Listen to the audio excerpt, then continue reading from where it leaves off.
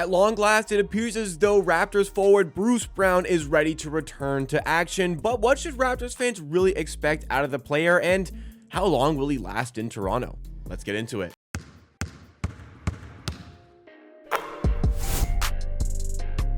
Welcome back to Amateur Sports, the YouTube channel dedicated to Toronto Raptors content, where we just launched merchandise for the channel. I'm rocking the hat in white, which is also available in black, and the shirt. Make sure you check out the link in the description to see all of the items that came in the recent merchandise release, and by doing so, you could potentially be supporting myself and the brand. It would really mean a lot. But today, we're focusing in on Bruce Brown, who is supposedly ready to return from injury a little bit later on than expected here. Bruce Brown was originally supposed to return over the 4-game road trip the Raptors just had, but that concluded.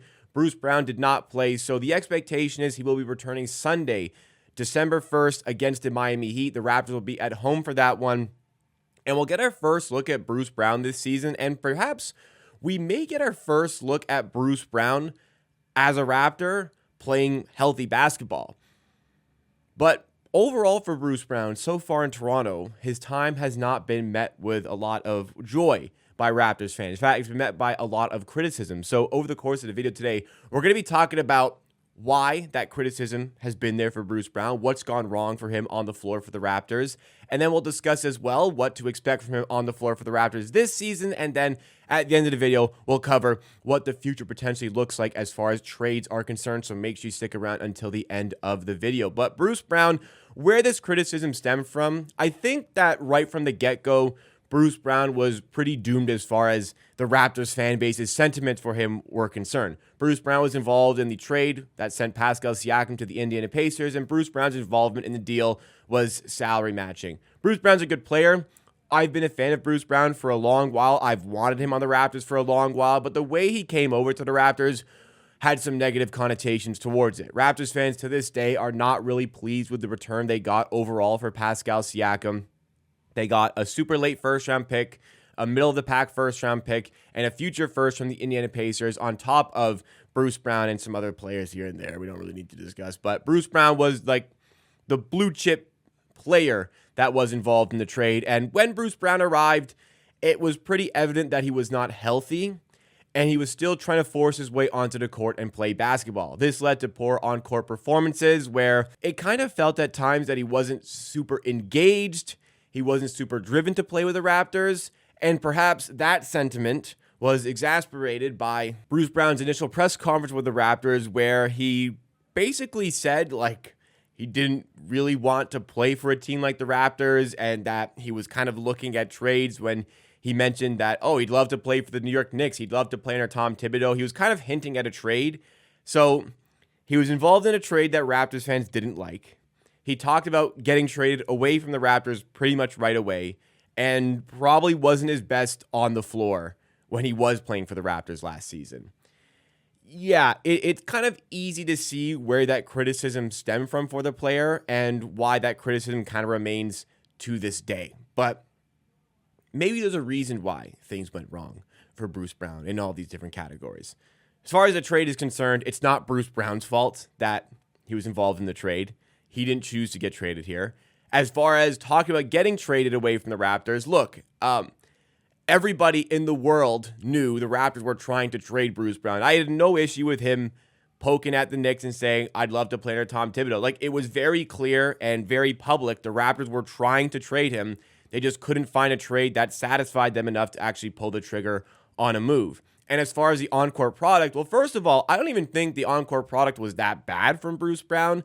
Like, sure, his numbers dropped a little bit from a shooting standpoint and a point output, 9.6 points per game, 3.8 rebounds, 2.7 assists. But his field goal percentage was still up at 48.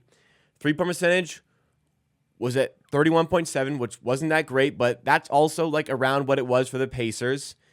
It's not quite the levels he produced, certainly with his season with the Nuggets and his final season with the Brooklyn Nets, but he kind of was shooting like that all season. So, look, it wasn't fantastic, but it wasn't that bad. And you have the true shooting percentage down at the bottom of above 55%. It wasn't that bad from Bruce Brown. And perhaps there is a further reason why Bruce wasn't at his best for the Raptors either when he spoke about an injury that he was facing. And perhaps this is also the reason why he kind of looked disengaged on the floor. Here's what he had to say recently. Last year, I didn't really look engaged or not a lot of energy like I had on previous teams. It's just because I was playing on one leg. So I want that to be addressed because I know a lot of fans didn't think I played with a lot of energy and I didn't want to be here. That's what I've seen on social media. But I do want to be here. I want to play with these guys. And from Bruce Brown's comments here, he's already spoken about the injury and how he was playing on one leg. And honestly, again, I like Bruce Brown. I think he's a good player. I'll believe him there. And we clearly see with his injury right now, he got surgery too late in the offseason, which I wasn't particularly happy about, but he was trying his best to be ready for the season. I can understand that. And I never got really the sense last season that he wasn't bringing energy and he wasn't trying. It seemed like he wanted to do his best for the team. And when you look at things this season, like, he's easy to spot on the bench with his outfits and the cowboy hats, but every game, he's present. Every game, he's on his feet. He's hyping up his teammates. He's celebrating every little moment here. Like, these things matter, especially to have a veteran presence like this. I know it's kind of weird to say about Bruce Brown, but he's more of a veteran presence here. He's an NBA champion. It's a good guy to have around, it seems. He seems to have great camaraderie with the group. Like, Jamison Battle in the last game against the Pelicans had a career night in his rookie season. Who was there to congratulate him during his post-game interview? Bruce Brown was over there. So it's clear he has great camaraderie with the group. It's pretty evident to me that he likes playing for the Raptors and he likes being here. Now, obviously, we understand there's the bigger picture thing going over the trades, which we will get to at the end. But as far as an on-court product here, like, maybe he won't hit the ground running, but Bruce Brown is a good player. I really enjoy players like Bruce Brown. People always talk about the sixth man, which is important for NBA teams. I love talking about the fifth man, the final starter, who does the dirty work for a team. That is the complementary piece that makes the guys around him better. Now, the Raptors aren't really in a position where they're going to be using Bruce Brown likely as a starter, but he still kind of fits that bill of a guy who's going to do the dirty work. He's going to enable his teammates to be better.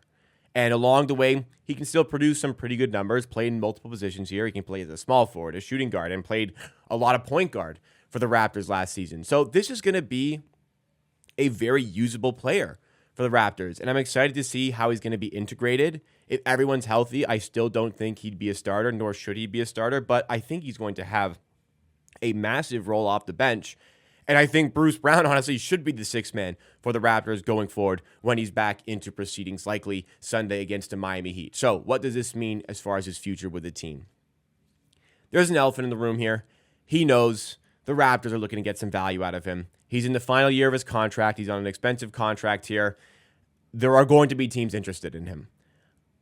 If you're a good team and you want help for the playoffs and a player like Bruce Brown is available who has been there, won an NBA championship, yeah, this is a guy you should be looking at. The Denver Nuggets are super depleted right now. They could use a player like this. The Lakers could definitely use a player with Bruce Brown's ability, and that's just two. There's many teams that should be interested in a player like this. So what sort of value is Bruce Brown going to command in the trade market? The Raptors last season were trying to get a first-round pick for 2025 onward for Bruce Brown. The only trade offers that were coming in were for the draft in 2024, which was regarded as a bit of a lesser draft class. The Raptors seem to do pretty well and have a pretty good rookie class coming out of 2024. However, the Raptors turned down, refused all the offers involving a first-round pick in 2024. They wanted later picks. And I think that there is going to be a good possibility that teams out there right now are looking to trade a future first or a first for this year to grab a player of Bruce Brown's capabilities. There's no sense in really keeping him beyond that. The Raptors are rebuilding. At some point, I think they're going to tank this season, if not already. I don't think they're doing it already, but maybe it looks like it. It's a very ethical tank job if they're not trying to tank already. But we got to understand our situation here. Getting something out of Bruce Brown now is probably better than getting what would likely be nothing at the end of the season. And certainly teams will recognize that, but I think there is still first-round pick upside in a trade that involves Bruce Brown. But for now, look, Bruce Brown is a good player. Believe it or not, he's a good player. I know he hasn't showcased his best in Toronto, but he is a good player. And everything that I've seen with his involvement with the team suggests not only does he want to be here, he really enjoys being here. He really enjoys being around this group. And his sentiments in recent interviews really convey that. And I truly believe it. I'm looking forward to seeing him back in action here because he's a good player who's going to help this team. Let's see how things go. I think the best way that it'll go, he'll play well, he'll boost his value, he'll get traded, and we can shake hands and say that went really well. Best for both parties. We can only wait and see, but I'm looking forward to it. What do you guys make of Bruce Brown in Toronto previously and for the future? Give me all of your thoughts and opinions in the comments down below, because that's it for me for today. Drop a like if you did enjoy this video. Make sure you subscribe to Amateur Sports for more Raptors content like this, and I will see you again next time for another video.